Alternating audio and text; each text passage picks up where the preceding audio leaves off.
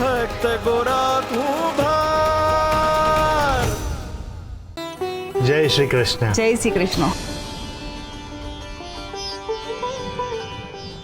હું પંડિત ગિરધરદાસ આ કૃષ્ણ મંદિરનો પૂજારી હોવાના નાતે હું તને આદેશ આપું છું કે આજથી તને ને તારા પરિવારને આ મંદિરમાં આવવાની મનાઈ છે।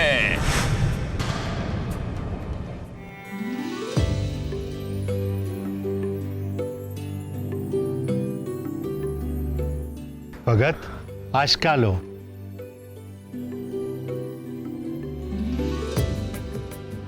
पहली बार आ मंदिर नहीं हरी ની આરતી ની આસકા લેસી પુલકેશી ભાઈ।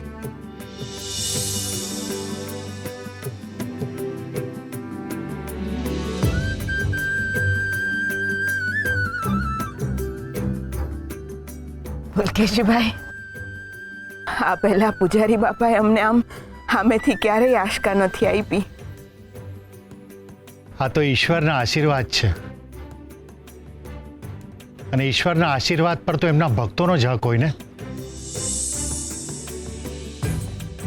અત્યારે આ મંદિરની દેખરેખ હું કરું છું અને હું જાણું છું કે પ્રભુના આશીર્વાદ જેટલા લોકો સુધી પહોંચે એટલો જ પ્રેમ પ્રભુ સુધી પહોંચે। ભાઈ, જાણે તો હવું છે પણ જાળવે બહુ ઓછા લોકો છે। હવે વખત આવી ગયો છે જાળવવાનો પણ અને જાગવાનો પણ।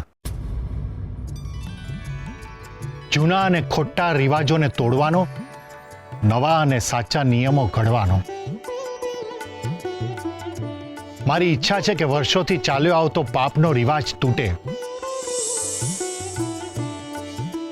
પરમા ભગત, દેવી, મંદિરમાં પ્રવેશ લે।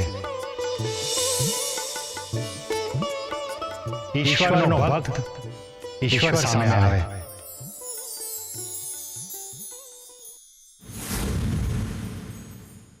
હાચે બાપા? હા।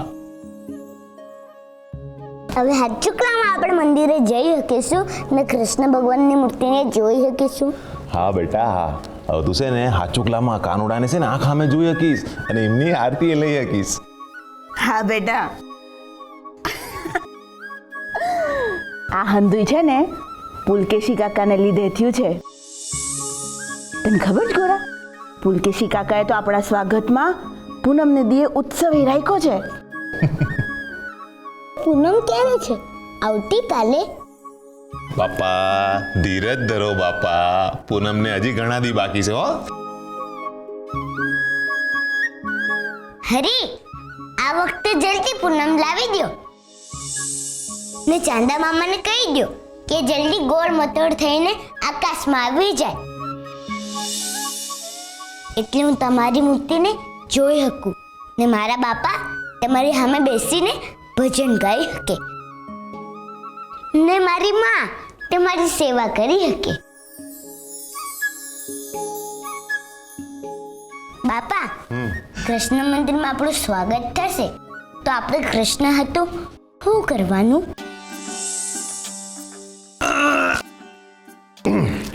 હરી છે ને આખા જગતને હાચવે છે। હવે હંધાઈનું કલ્યાણ કરવા વાળા હાટું કઈ કરવા વાળા આપણે કોણ?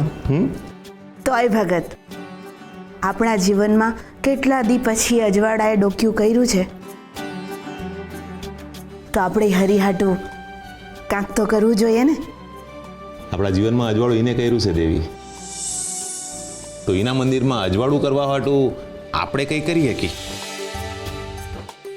તો બાપા આપણે શું કરવાનું? આપણે છે ને દીવડા બનાવી 1001। હા બાપા, હું પૂનમના દીએ હંદાએ દીવડા હું જ પ્રગટાવીશ।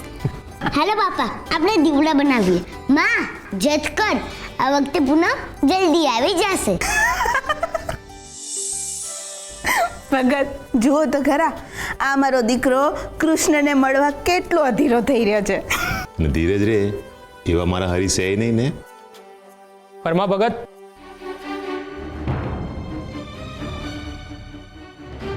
બોલો બા, હું હતું?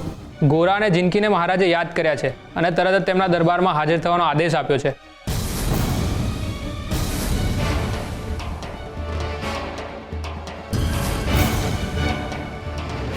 પણ શું હતું?